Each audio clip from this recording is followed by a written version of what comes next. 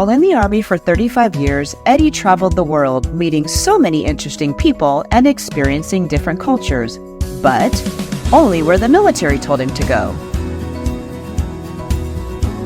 Fortunately, during our 25 years of marriage, a few of his assignments gave us the opportunity to visit some pretty amazing places too.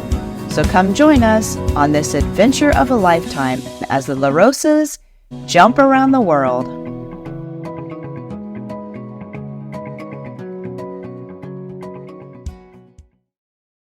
After 3 full days in Porto, we are now heading to Lisbon by train. Now that we're in Lisbon, we're hopping on the local train to get to our apartment. We definitely advise buy a metro pass, a day pass. So one trip is like €65 and a day pass is €6.60.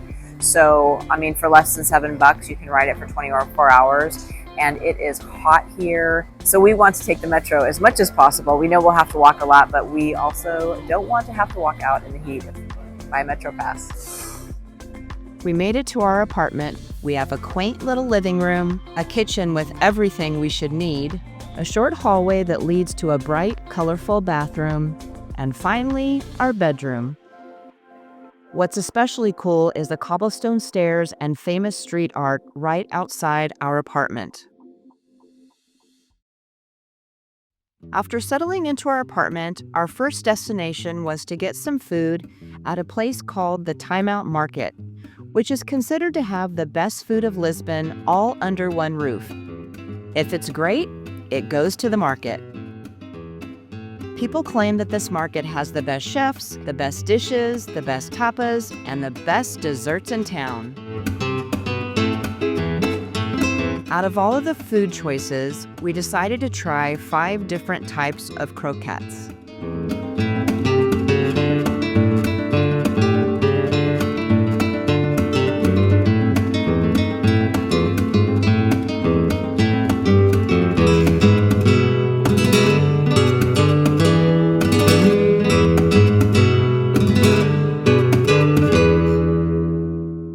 And of course, we had to finish it off with some pastéis de natas, Portuguese custard tarts.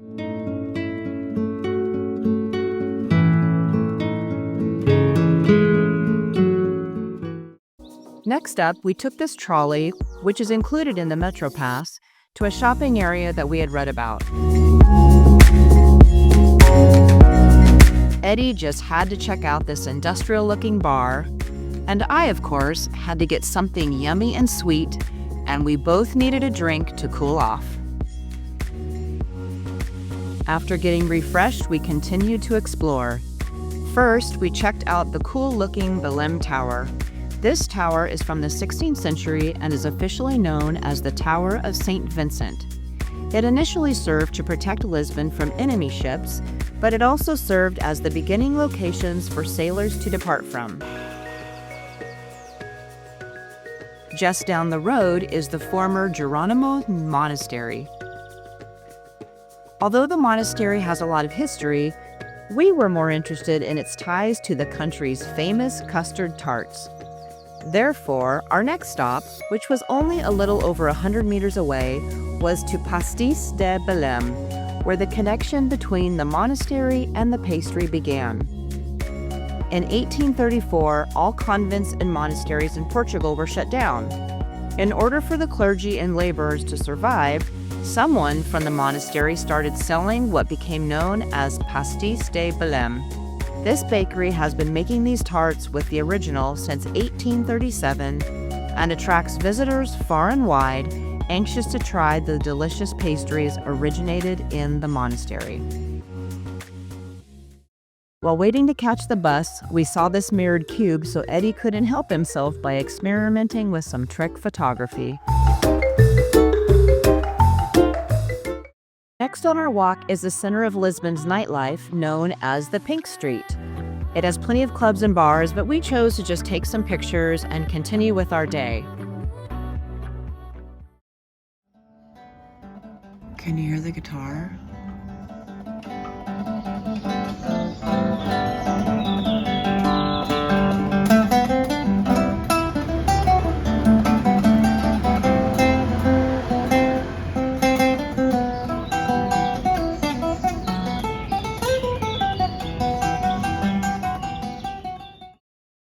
It's day 2 in Lisbon, and we are off to join a free walking tour to get the lay of the land.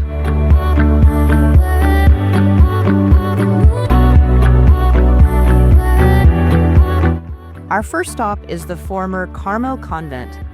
Most of the architecture dates back to the 1300s, but the majority of the structure was destroyed in the devastating earthquake of 1755.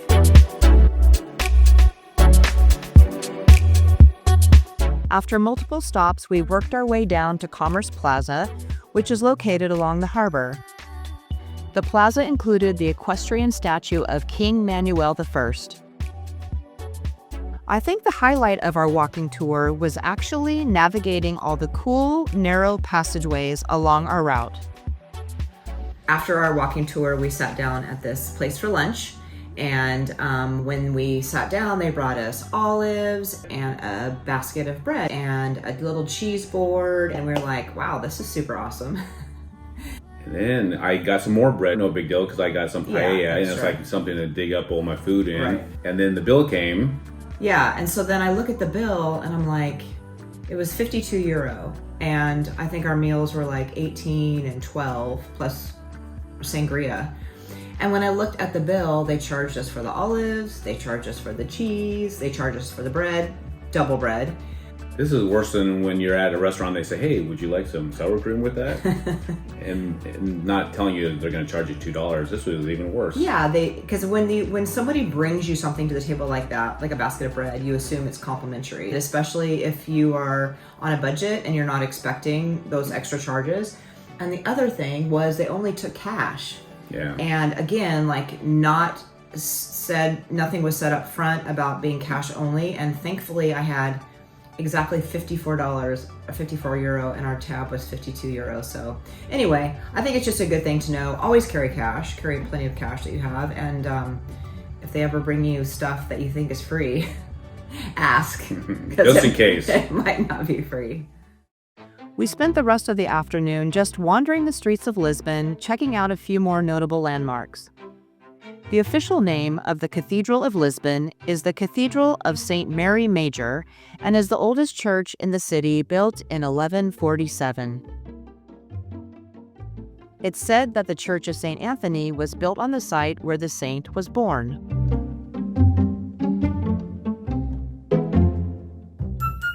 This elevator was so interesting.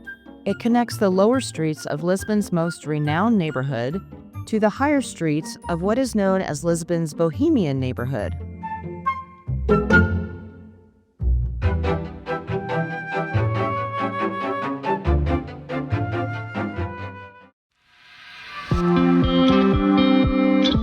Tracy and I decided to go out to breakfast this morning, and we started thinking about it. I don't remember if we've ever had breakfast on this entire European trip. For like the last 5 weeks. It's been like 6 weeks, and we've had breakfast like at the Airbnb. Once in a while. Our own, but This is the first one we've been out to, so. it's pretty good, I guess. We are heading to the train to go to Sintra for the day. So this is my before humidity hair, and we'll see how it looks after humidity. Here is a step-by-step of how we got to Pena Palace. First, we started in Lisbon and bought a one-trip ticket to get to the zoological station, where we would transfer to the Sintra line. At the zoological station, we bought a day pass, which we later found out was wrong. Holy cow. Stay tuned for that story. Okay, so when you go to Sintra, make sure you buy the Sintra Green Line card, because we bought the Lisbon day pass because we thought so on the map it showed a green line going to Sintra, so we just thought that was a normal Verde line. It's not. So where's the yellow card? You need to buy these. So on the train, they check your ticket, and he's like, you have the wrong ticket. But thankfully, the little train cop was super nice, and there were other people too that had the same. So then they brought us into the station, they hooked us up and set us on our way. So super friendly, but just note to self, make sure you buy the Sintra Green Line card. At the end of the Sintra line, we had to pay for the correct ticket, the Sintra Green Line card, which is €3 each way. Leaving the station, we walked out the door, took a left, and caught the number 434 bus, purchasing a round-trip ticket for €7.50 each. The bus takes you through town and up to the Pena Palace Park entrance. We waited in line for about 20 minutes for a shuttle to take us up the hill to the palace. Your ticket has an entry time, and they open up your line 30 minutes before your timed entrance. Then, you get to wait in another line. The Palace of Pena conjures up scenes from fairy tales. From its vibrant colors to all of its nooks and crannies, this palace elicits feelings of mystery and magic.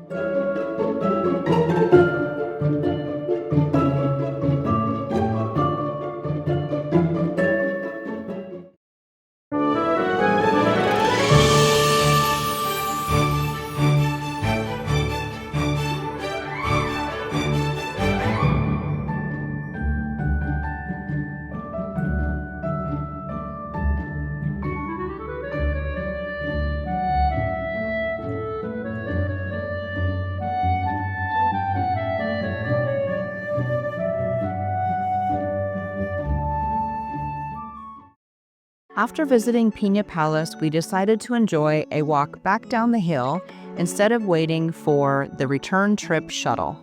So this is my before humidity hair, and this is my after humid windblown hair.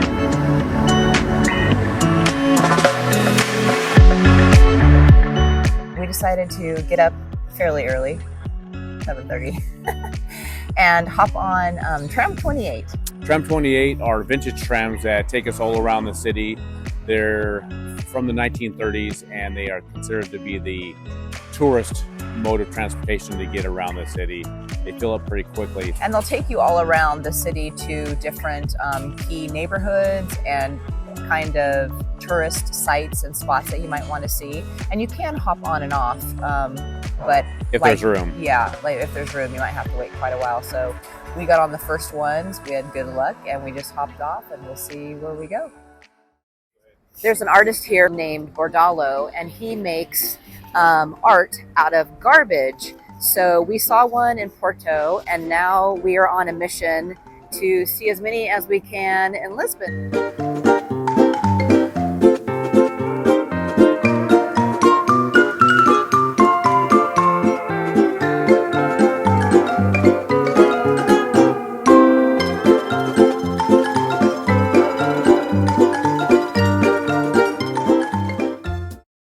Eddie normally gets his hair cut every 2 weeks, so 6 weeks without a haircut, he was feeling like a crazy person.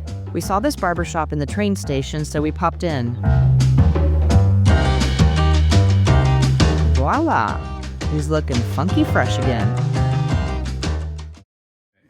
We have a dehumidifier in this apartment, and in less than 24 hours, it's completely full. Look at all the liquid that gets sucked out of the air. Like, that's just nuts. It's so humid, 86% humidity in here right now. I mean, where does that come from?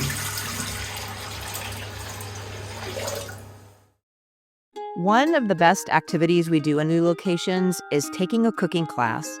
This traditional Portuguese class included 4 courses and free-flowing wine.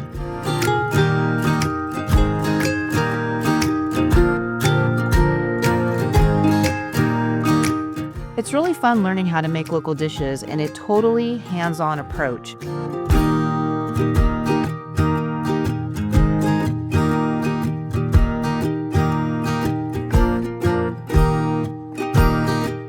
But the best part, of course, is enjoying the fruits of our labor, and meeting new people is part of the fun too.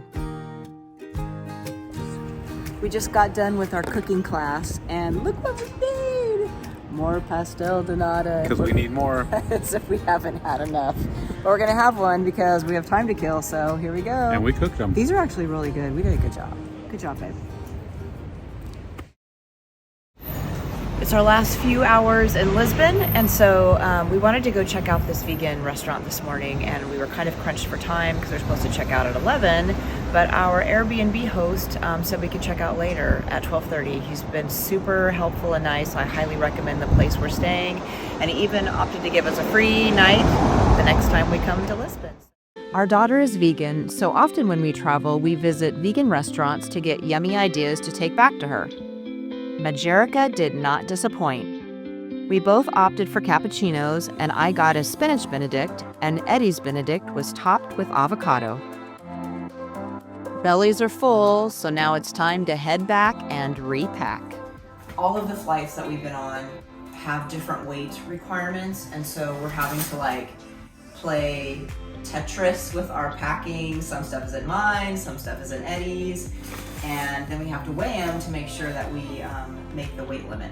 And this travel scale has been a lifesaver. I don't even know what we would have done without this thing. So for $10 on Amazon, it was a great purchase. Because no one wants to be that person that's standing at the gate with their suitcase open, dumping stuff out. Exactly. Yours has to be 15 kilograms? What? Let's see if we made weight. Mine has to be under 20 kilograms. 19.95. That'll work. But let's see what the scales say at the airport.